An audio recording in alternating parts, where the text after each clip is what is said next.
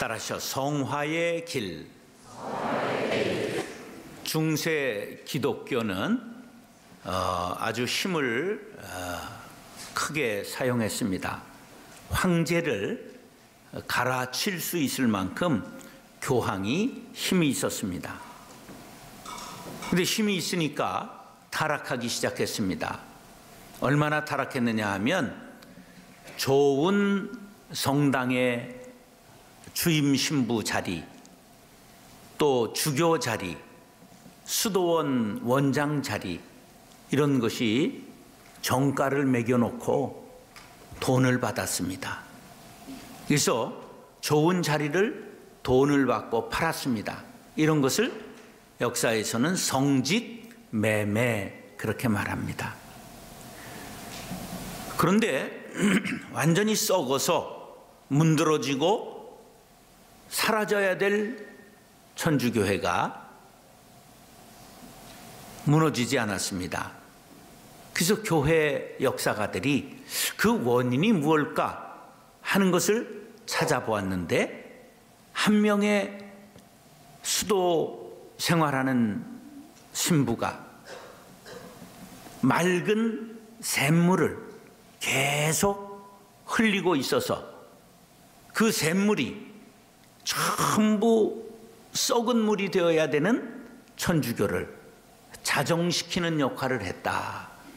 그렇게 역사가들은 말합니다. 그 사람이 누구냐? 프란치스코라고 하는 수도사입니다. 주여 나를 평화의 도구로 써 주소서. 바로 프란치스코의 기도지요. 그래서 그의 수도의 향기가 널리 퍼져서 쓰러져가는 천주교를 다시 세웠다. 그렇게 역사가들은 말합니다. 한 사람의 성화된 영향력이 바로 이와 같이 크게 작용하는 것입니다. 마틴 루터는 이렇게 썩어가는 중세 기독교를 향해 종교개혁의 깃발을 올렸고, 종교개혁의 세 가지 중심 구호가 오직 믿음, 오직 성경, 오직 은혜입니다. 구원은 오직 하나님의 은혜로 된 것이지 돈으로 살 수 있는 것도 아니고 선을 행했다고 얻을 수 있는 것도 아니다. 이것이 오직 믿음이지요. 이 중에 기독교 역사상 가장 폭발적으로 성장한 교회가 한국교회입니다.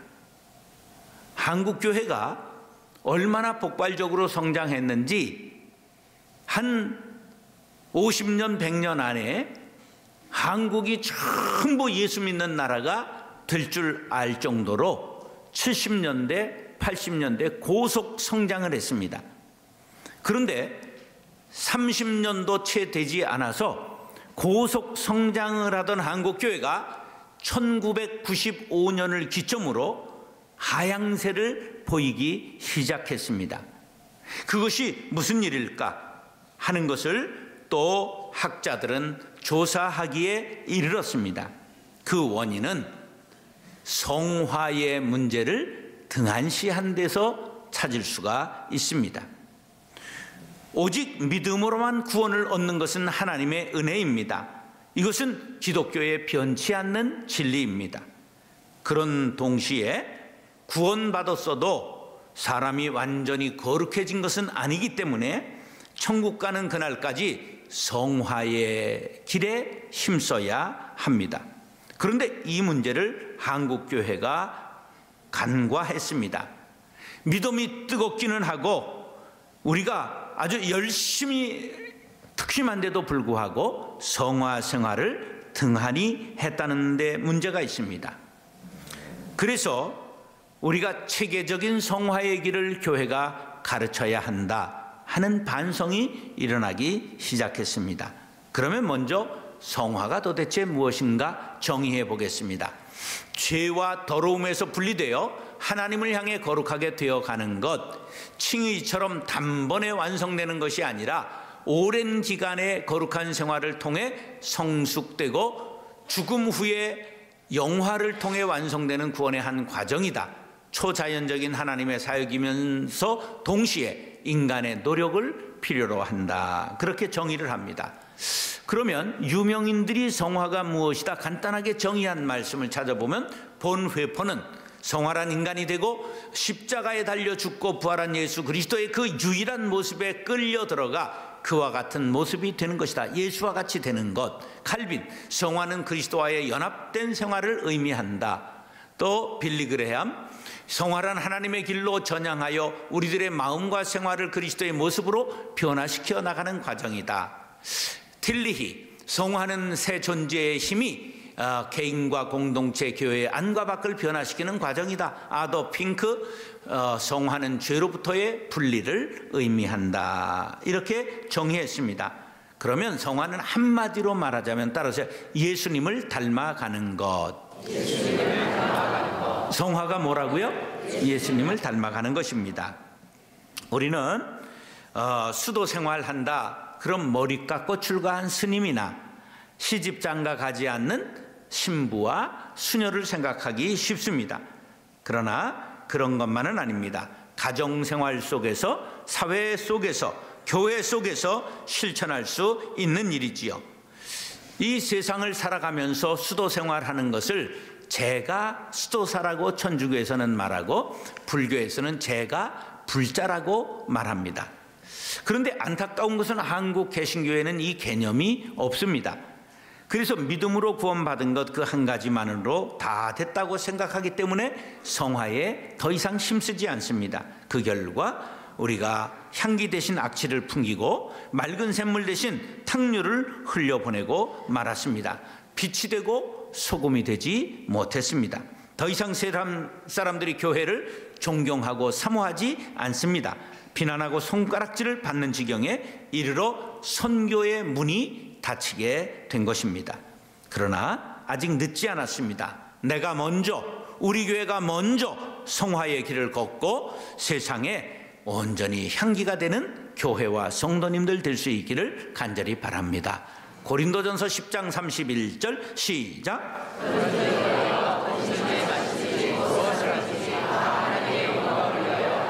식생활도 언어생활도 경제생활도 일거수일투족이 하나님의 영광을 위하여 살아가는 성도님들 될 수 있기를 예수님의 이름으로 축원합니다. 따라서 썩어질 것을 피해야 합니다. 요즘 한참 귤이 맛있을 때지요. 근데 귤이 맛있다고 한 상자를 사가지고 이제 두고 얼마 만에 열어보면 썩은 것이 발견되지요. 근데 썩은 걸 그대로 되면 어떻게 되지요? 다 썩어 문드러지게 되지요. 썩은 것은 어떻게 해야 됩니까? 골라내야 합니다. 우리가 똥이 무서워서 피하냐? 더러워서 피하지 그러지요? 그래요. 그런데 사실은 따라서 더러운 게 무서운 거다. 더러운 데서 전염병이 걸리죠. 더러운 게 우리를 망하게 하기 때문입니다. 그래서 데살로니가 전서 5장 22절 시작. 이스라엘 여인들이 6월절이 다가오면 집안 청소를 합니다. 우리도 명절이 다가오면 집안 청소하지요. 그런데 이스라엘 여인들이 꼭 전부 찾아내서 버리는 게 있는데 뭘까요? 누룩을 찾아서 버립니다. 왜? 누룩은 한 줌만 가루 소말 속에 넣어도 전부 가루를 부풀게 하는 확장성이 있기 때문에 누룩을 죄를 상징하게 된 거예요. 그래서 죄는, 악은 모든 모양이라도 버리라 한 말씀처럼 누룩을 찾아 버리는 그런 관습이 내려오게 된 것입니다. 베드로후서 1장 4절 시작.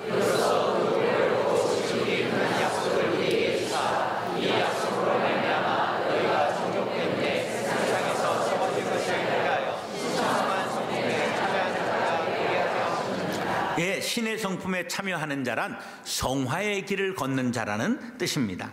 성화의 길을 걷는 사람은 예수님의 온유하고 겸손하신 사랑 많으신 성품을 닮아가는 것입니다. 이렇게 성화의 길을 걷기 위해서는 세상에 썩어질 것을 피해야 됩니다. 성경에 한 10곳 정도 썩어질 곳을 찾아봤습니다. 세상에서 피해야 될 것이 무엇이냐? 우상의 제물과 피, 목매어 죽인 것과 음행, 이런 것들을 피하라고 말씀합니다. 고린도전서 6장 18절에는 음행을 피하라고 말씀하면서 다른 죄는 몸 밖에 있는데 음행은 어디 있다고요? 몸 안에 있다. 씻기 어려운 죄가 간음죄라고 말씀하고 있는 것입니다. 고린도전서 10장 14절에는 우상 숭배하는 일을 피하라고 말씀하고 있고, 디모데전서 6장 10절로 11절은 돈을 사랑하는 것이 일만하게 뿌리기 때문에 돈을 사랑하지까지는 말아라, 이것을 피해야 한다고 말씀하고 있습니다. 디모데전서 6장 20절에는 망령되고 허탄한 말과 거짓된 지식의 반론을 피하라고 말씀하고 있습니다. 말싸움하지 말라는 거예요. 디모데후서 2장 22절 청년의 정욕을 피하라고 말씀하고, 디도서 3장 9절은 어리석은 변론과 족보 이야기와 분쟁과 율법에 대한 다툼을 피하라고 말씀하고, 디도서 3장 10절에는 이단에 속한 사람들을 멀리 하라, 이단을 말싸움에서 이기리라고 생각하지 말고 그들을 피하라고 말씀하고 있습니다. 그런데 이제 2000년 전 기록된 말씀 후에 세상에 많은 피해야 될 것이 생겼죠. 뭘 피해야 되느냐? 로또 피하시기 바랍니다. 로또 사지 마세요. 복권하는 것 신앙인의 방법이 아닙니다. 그리고 우리가 이제 외모지상주의 버려야 합니다. 한번 신문을 봤더니 75세 된 할머니가 턱이 좀 모양이 안 좋다고 6번을 수술하셨어요. 미쳤어. 75세에 성형수술을 했다 그런 말이에요. 근데 이게 잘못됐어요. 그래가지고 재판에서 3천만 원 받으셨다. 근데 3천만 원 갖고 턱이 돌아오셨나 모르겠어요.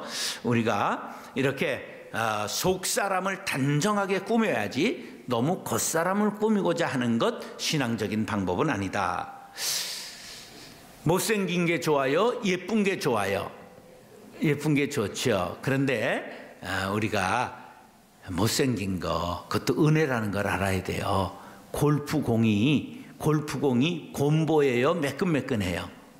곰보죠. 처음에는 매끈매끈하게 만들었어요.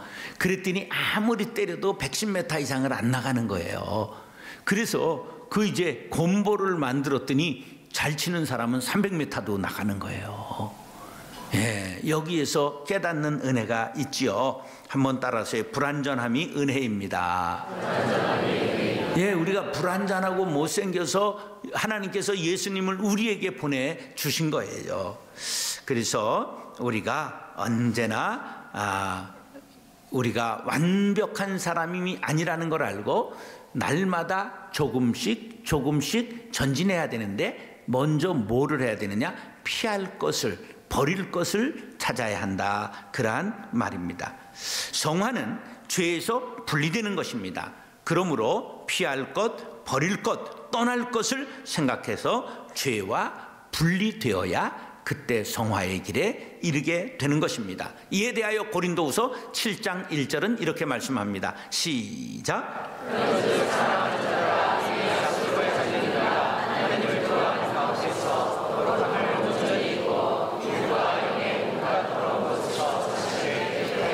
사랑하는 형제 자매 여러분, 육신과 영혼을 더럽게 하는 죄악의 요소들을 모두 내어버리고 깨끗게 하는 성도님들 될 수 있기를 예수님의 이름으로 축원합니다.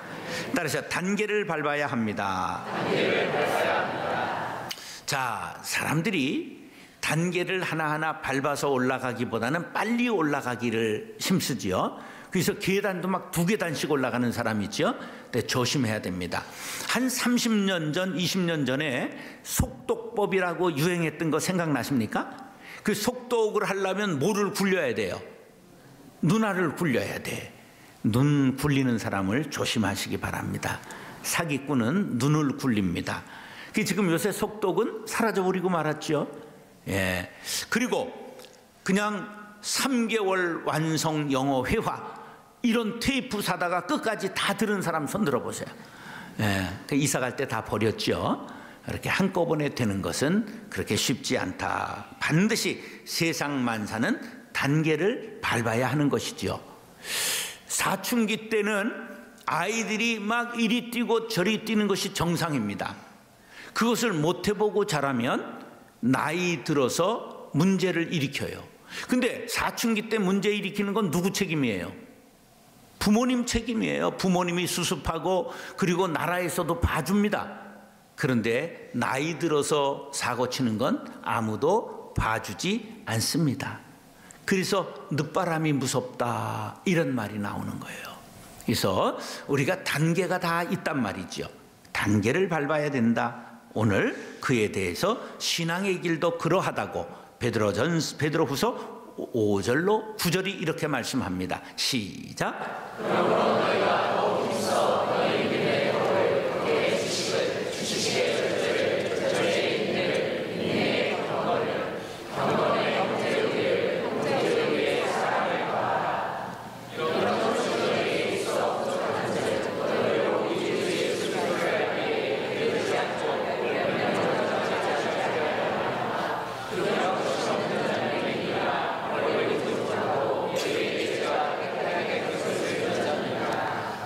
여기 한번 그림을 보여주세요. 이것이 완덕에 이르는 단계입니다. 한번 따라하세요. 완덕에 이르는 단계. 자, 저걸 보면서 말씀을 들으시기 바랍니다. 처음 어디서 출발하죠? 믿음에서 출발합니다. 믿음은 기초지요. 믿음은 예수 그리스도의 의를 힘입어 얻는 하나님의 선물입니다. 성화의 길은 믿음으로부터 출발합니다. 그럼 믿음에 뭐를 더해야 됩니까? 덕을 더해야 됩니다. 덕은 뭐냐 하면 아레텐이라고 하는 헬라어인데 선한 행실을 가능케 하는 도덕적 능력을 아레텐이라 그렇게 말합니다. 믿음은 있는데 덕이 없으면 하나님의 영광을 가리웁니다. 아, 그 사람 덕이 있어. 그래야 하나님의 영광을 드러내는데 덕이 없고 박한 사람은 하나님의 영광을 가리웁니다. 그래서 믿음에 뭐를 더해야 된다고요? 덕을. 그 다음에 덕다면 뭐예요? 지식을. 지식이라는 말은 그노시스라고 하는 말인데 그노시스, 우리가 알아야 되는 거지요. 그 덕은 있는데 지식이 없으면 무식하기 때문에 남에게 가르치고 복음을 전할 수가 없습니다. 그래서 반드시 믿음의 덕을, 덕의 지식을. 자, 그 다음에 지식 다음에 뭡니까? 절제. 절제는 뭐냐면 자기가 지식을 가졌다고 절제하지 않고 계속 남을 가르치러 들고 나불나불하고 그러면 사람들에게 다 까먹게 되는 거예요. 절제가 있어야 돼요. 학교에서 교수다. 그럼 집에 와서도 마누라한테 가르치려고 그러다가 주걱으로 얻어맞고 아이들 가르치려고 그러다 다 아이들이 탈출해버리고 그럼 집안이 깨지는 거예요. 그러니까 지식이 있은 다음에는 뭐를 해야 된다? 절제, 자제력이 있어야 그것을 잘 사용할 수 있게 된다. 그래서 엥크라테이아라고 하는 절제는 자제력을 뜻하는 것입니다. 그 다음에 절제 다음에 뭐가 있습니까? 인내 있지요. 휘포모네라고 하는 말은 이게 버티는 능력을 뜻하는 거예요. 한번 버티기. 따라서요. 버티기. 근데 이게 버티기 보통 그러죠. 자, 씨름은 3분 하잖아요. 한 판 3분을 하는데 3분 중에 제일 중요한 기술이 뭘까? 아이, 가르쳐 드렸잖아 지금. 제일 중요한 게 뭐라고요? 버티기. 뭐 뒤집기, 뭐 안다리, 밭다리 그거 다 소용없어요. 버티는 사람이 이기는 거예요. 여러분, 한 해를 버티고 오신 것을 축하드립니다. 내년도 똑같이 버티면 이러다 계속 버티기만 하면 백수하는 겁니다. 할렐루야. 버티는 기술이 인생에 제일 중요하다. 그래서 바로 이것을 인내라고 말하는 것입니다. 그 다음에 인내 다음에 뭐가 필요해요? 경건이 필요해요. 이게 뭐냐 하면 이 경건은 유세베이아인데 사람이 인내하다 보면 힘들고 그러니까 인상이 팍 찌그러져요. 그러면 안 된단 말이지요. 우리가 인내하는 가운데서도 온화하고 인내하는 가운데서도 자비롭고 이런 사람이 진정한 경건이다. 그런데 이 경건의 유세비의 속뜻은 예배 드리는 자 이런 뜻을 갖고 있어요. 경건은 뭐 하는 사람이다? 예배의 성공자다. 할렐루야. 여러분 2019년을 작정하세요. 내가 예배마다 빠지지 않겠습니다. 그러면 여러분들이 건강하다는 증거요. 예배마다 빠지지 않다는 건 경건하다는 증거지요. 그러니까 여러분 인생을 성공할 수 있는 비결이 뭐냐? 예배의 성공자가 되는 것입니다. 그 다음 경건 다음에 뭡니까? 형제 우애예요. 형제 우애는 우리가 많이 들어봤잖아요. 필라델피아 들어봤죠? 바로 필라델피아라는 주가 있죠? 이게 바로 우애를 뜻하는 거예요. 형제 우애를. 우리가 경건하다고 하는 사람이 형제를 사랑하지 않으면 그 경건은 헛것이 되는 거예요. 그래서 필라델피아가 중요한 것이지요. 그러면 형제 우애한 사람 마지막의 덕목은 뭐예요? 사랑, 아가페입니다. 이건 조건 없는 사랑, 하나님의 사랑을 뜻하는 거지요. 사해 동포주의를 뜻하는 것입니다. 그 누구라도, 원수라도, 나에게 해를 가한 사람이라도, 심지어 김정은이라도 우리가 안는 2019년이 돼서 2019년에는 종전 협정이 이루어지고 평화의 나라가 될 수 있기를 간절히 바랍니다. 이게 이제 바로 아가페라고 말하는 것입니다. 이렇게 단계가 스텝 바이 스텝으로 한 단계씩 올라가야 되지, 한 번에 태어나자마자 그냥 누구라도 끼어앉는 사람이 될 수는 없는 법이다. 그러한 것이지요. 자, 중국 선승 수도하는 스님 중에 종밀이라고 하는 분이 이 깨달음의 경지를 네 가지로 설명을 한 게 있습니다. 도노돈수의 단계인데 깨달음과 수행이 한꺼번에 이루어지는 걸 도노돈수라고 그래요. 저걸 이룰 수 있는 사람은 거의 없지요. 그 다음에 도노점수라고 하는 게 있지요. 문득 깨달음을 얻기까지 그 전이나 그 후에 점진적으로 수행이 따르는 걸 도노점수라고 말하고, 세 번째로는 점수도노가 있는데 점진적인 수행을 하는 가운데 문득 깨닫게 되는 것, 그 다음 돈수점호가 있는데 단번의 수행과 점진적 깨달음을 얻는 것, 이제 이런 수도 방법이 있는데 이 중에 제일이 뭐냐면 도노점수입니다. 도노점수라고 하는 건 문득 깨달음을 얻기까지 그 전이나 그 후에 점진적으로 수행이 따르는 것. 근데 이게 기독교 성화 과정의 설명과 매우 유사합니다. 따라하시죠. 칭의는 순간적이나 성화는 점진적이다. 예, 우리를 의롭다 하시는 것은 예수 그리스도의 보혈의 피를 믿는 순간, 그 공로를 의지하는 순간 우리를 하나님께서 칭히 너는 이제 의롭다 이렇게 칭해 주시는 거예요. 그건 순간적이지만 우리의 성화는 점진적이다. 완덕에 이르는 길은 스텝 바이 스텝이다. 그런 것을 알아야 합니다. 자, 그러면 사례를 말씀드려 볼까요? 사울 왕 있지요. 이스라엘에 건국한 사울 왕은 이 사람이 인물도 준수했고요, 성령의 충만함도 경험했어요. 그런데 그가 처음에는 잘 나갔지만 나중에 다윗을 미워하고 시기하다가 10년을 다윗을 추격하는 세월에 나라가 망해버리고 말았어요. 그래서 적의 칼에 맞아 죽고 말았습니다. 망하고 만 거죠. 또 있어요. 입다라는 사람이 있습니다. 입다라는 사람은 산적이에요.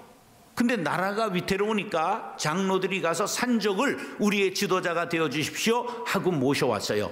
그랬더니 이 산적 입다가 전쟁에 나가면서 서원을 하기를, 내가 전쟁에서 승리하고 돌아올 때 처음 나와서 나를 환영하는 사람을 하나님 앞에 산 제물로 바치겠습니다. 이렇게 서원을 했어요. 그리고 전쟁에서 승리하고 돌아오는데 누가 그냥 북을 치면서 나와서 환영했을까? 무남동녀 외딸이 환영을 하고 나왔습니다. 그래 땅을 치며 통곡하면서 약속대로 할 수 없이 딸을 제물로 바쳤습니다. 그러니까 이게 단계적으로 사람이 발전하고 성화되지 않으면 이런 사고가 터진다, 그런 말이에요. 우리가 성화에 이르기를 더욱 힘써 거룩한 영향력을 세상에 미치는 향기나는 그리스도인들, 점점 나이가 먹을수록 그 나라 가기까지 예수님을 닮아가는 그리스도인들이 될 수 있기를, 2019년에는 우리가 성화의 길을 더욱 힘써 향기나는 그리스도인들이 될 수 있기를 예수님의 이름으로 축원합니다.